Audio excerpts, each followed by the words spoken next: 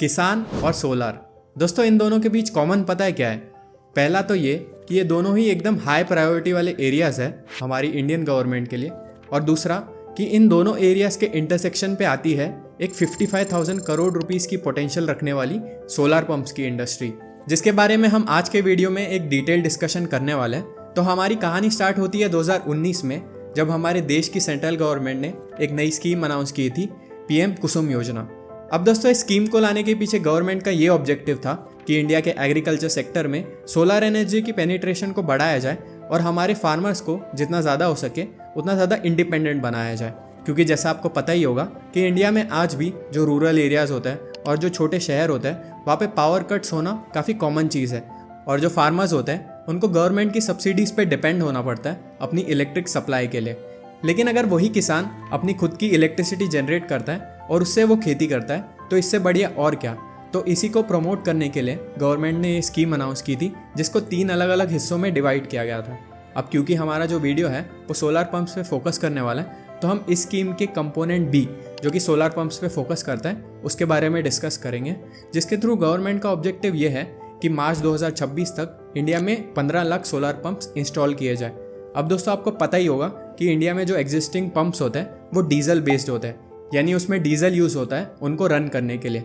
लेकिन अगर हम उसे सोलार से रिप्लेस कर दें तो सिर्फ सूरज की रोशनी से ये जो पंप्स है उनको ऑपरेट किया जा सकता है और काफ़ी डीजल को बचाया जा सकता है। तो इस स्कीम के अंडर अगर कोई किसान है वो अपने खेतों पे सोलार पंप को इंस्टॉल करता है तो उसको स्टेट और सेंट्रल गवर्नमेंट की तरफ से अराउंड 60% सब्सिडी मिलती है, और साथ ही में जो पंप की टोटल कॉस्ट है उसका वो 30% अमाउंट जो है वो एज लोन ले सकता है गवर्नमेंट से। और दोस्तों इस स्कीम की वजह से 3 मेजर बेनिफिट्स हैं हमारे एनवायरनमेंट और हमारे किसानों के लिए। पहला मेजर बेनिफिट ये है कि इससे इरीगेशन की जो कॉस्ट है वो फार्मर के लिए कम हो जाती है, क्योंकि सोलार एनर्जी जो है वो काफ़ी चीप होती है as compare to coal based या थर्मल इलेक्ट्रिसिटी।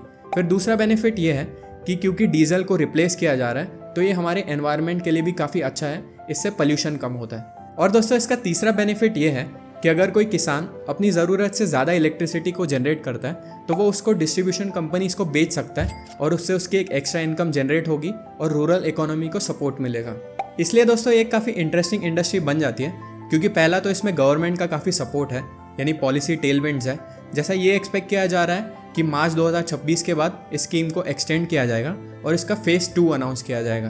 फिर इसके बाद जो सोलार पंप्स की इंडस्ट्री है वो डोमेस्टिकली और ग्लोबली काफ़ी अच्छे रेट से ग्रो कर रही है। जैसे ग्लोबली अगर हम देखें तो सोलार पंप्स की डिमांड जो है वो 15-16% CAGR से ग्रो होने वाली है अगले 5 सालों तक, और अगर हम डोमेस्टिकली देखते हैं तो ये 33% CAGR से ग्रो होने वाली है, क्योंकि इंडिया में जो अपॉर्चुनिटी का साइज़ है वो काफ़ी बड़ा है।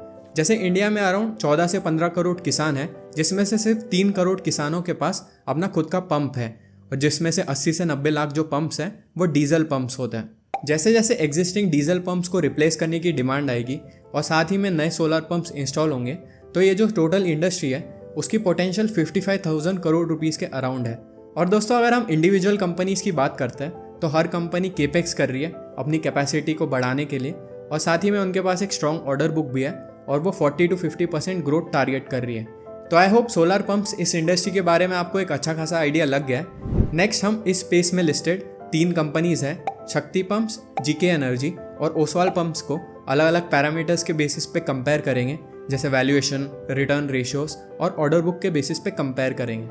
स्टार्ट करते हैं हम लोग शक्ति पंप्स के साथ। तो ये जो कंपनी है वो बिगेस्ट बेनिफिशियरी रही है पीएम कुसुम योजना की। इसका जो मार्केट शेयर है वो 31.2% के अराउंड है। अगर हम शक्ति पंप्स का मार्केट कैप देखते हैं तो ये इस स्पेस में लिस्टेड सबसे बड़ी कंपनी है, जिसका मार्केट कैप 10,000 करोड़ के अराउंड है।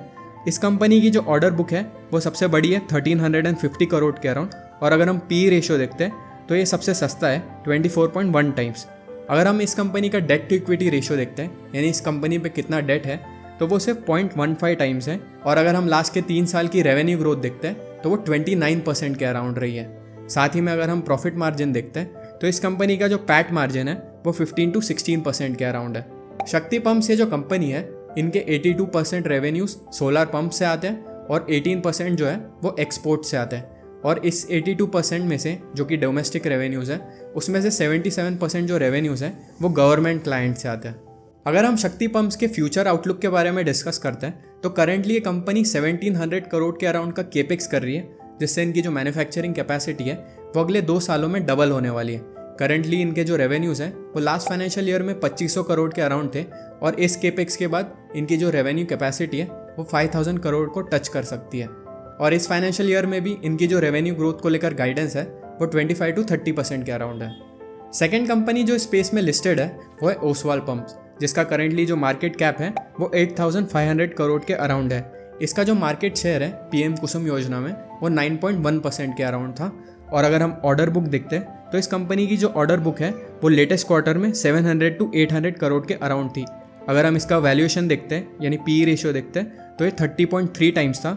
और अगर हम डेट टू इक्विटी रेशियो देखते हैं तो इस कंपनी का लेटेस्ट क्वार्टर में जो डेट टू इक्विटी रेशियो था वो 0.04 टाइम्स था, क्योंकि कंपनी ने रिसेंटली आईपीओ लाया था और उसके थ्रू जो इन्होंने अमाउंट रेस किया था उसको इन्होंने डेट रीपे करने के लिए यूज़ किया था। लास्ट 3 साल की अगर हम रेवेन्यू ग्रोथ देखते हैं तो इस कंपनी की काफ़ी स्ट्रॉन्ग परफॉर्मेंस रही है। इस कंपनी ने 58% CAGR से लास्ट के 3 सालों में अपने रेवेन्यूज़ को ग्रो किया है, जो कि काफ़ी स्ट्रॉन्ग ग्रोथ है। और अगर हम कंपनी के प्रॉफिट मार्जिन्स देखते हैं तो वो 18 to 20% के अराउंड है, जो कि इस इंडस्ट्री में सबसे ज़्यादा है। दोस्तों, अगर हम ओसवाल पंप्स के फ्यूचर आउटलुक के बारे में डिस्कस करते हैं तो इस फाइनेंशियल ईयर में ये कंपनी 50 to 60% रेवेन्यू ग्रोथ को टारगेट कर रही है और मीडियम टर्म में इस कंपनी का जो गाइडेंस है वो 30 to 35% रेवेन्यू ग्रोथ का है, जो कि काफ़ी स्ट्रॉन्ग नंबर्स हैं।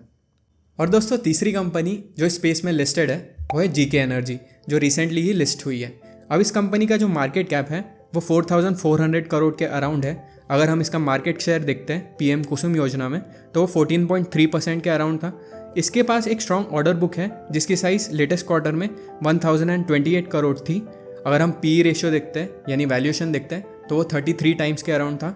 अगर हम डेट टू इक्विटी रेशियो देखते हैं तो प्री आईपीओ इस कंपनी का जो डेट टू इक्विटी रेशियो था वो 1.04 टाइम्स था।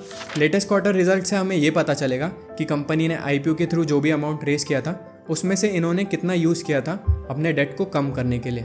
दोस्तों, लास्ट के 3 सालों में GK एनर्जी इस कंपनी ने 150% CAGR से अपने रेवेन्यूज़ को ग्रो किया है। और अगर हम इसका पैट मार्जिन देखते हैं तो वो सबसे कम है 11 to 12% के बीच, यानी कंपनी रेवेन्यू तो फास्ट रेट से ग्रो कर रही है लेकिन इनके पैट मार्जिन जो है वो सबसे कम है। तो ये था एक डिटेल कंपैरिजन इस सेक्टर में जो भी 3 लिस्टेड प्लेयर्स हैं उनके बीच। लेकिन दोस्तों, किसी भी सेक्टर में इन्वेस्ट करने से पहले आपको उससे जुड़े हुए रिस्क ज़रूर पता होने चाहिए। और ये जो सेक्टर है ये तो काफ़ी रिस्की सेक्टर है। पहला रिस्क इसमें यह है कि इस सेक्टर के जो ऑलमोस्ट 70-80% रेवेन्यूज़ है वो गवर्नमेंट क्लाइंट से आते हैं, यानी गवर्नमेंट प्रोजेक्ट्स पे इनका जो डिपेंडेंस है वो काफ़ी हाई है। तो अगर आगे जाकर हमारी गवर्नमेंट इस स्कीम को डिसकंटिन्यू कर देती है या फिर गवर्नमेंट चेंज हो जाती है तो ये इन कंपनीज़ के लिए काफ़ी रिस्की है, क्योंकि ओवरनाइट ही इनका ऑलमोस्ट 70 to 80% बिजनेस अफेक्ट हो सकता है। जिसके बाद दूसरा रिस्क ये है कि दोस्तों, अगर आप इन सारी कंपनीज़ के कैश फ्लोज देखोगे तो वो काफ़ी पुअर है। GK एनर्जी और ओसवाल पंप्स, इन दोनों कंपनीज़ के जो कैश फ्लोज है वो तो नेगेटिव है। ऐसा इसलिए क्योंकि दोस्तों, इन कंपनीज़ के जो रेवेन्यूज़ है वो गवर्नमेंट क्लाइंट से आते हैं और यूजुअली ऐसे प्रोजेक्ट्स में डिलेज होना काफ़ी कॉमन है, 1 क्वार्टर या 2 क्वार्टर या उससे भी ज़्यादा। तो अगर बाय चांस किसी स्टेट में गवर्नमेंट चेंज हो जाती है तो इनके कैश फ्लोज आने में काफ़ी दिक्कत हो सकती है। और तीसरा रिस्क ये है कि इस सेक्टर में कंपटीशन जो है वो काफ़ी बढ़ चुका है। जैसे सिर्फ लास्ट के 2-3 महीनों में 2 कंपनीज इस स्पेस में लिस्ट हो चुकी है। अभी कुछ कंपनीज़ का आईपीओ आने वाला है जल्दी। और क्योंकि इनको जो ऑर्डर्स मिलते हैं वो टेंडर बेसिस पे मिलते हैं तो कंपनीज जो है वो खुद को अंडरबिड करने की कोशिश करती है, जिससे इनके मार्जिन्स अफेक्ट हो सकते हैं। तो दोस्तों, आई होप सोलर पंप्स इस थीम पे आपको हमारा वीडियो पसंद आया है। कुछ टाइम पहले हमने एक ऐसा ही कंपैरिजन किया था इंडिया के अफोर्डेबल हाउसिंग कंपनीज़ का। ये एक ऐसा सेक्टर है जिसमें कंपनीज 25 to 30% ग्रोथ टारगेट कर रही है करंट फाइनेंशियल ईयर में। हमारा वो वाला वीडियो देखने के लिए यहाँ पे क्लिक करना। मिलता है अगले वीडियो में।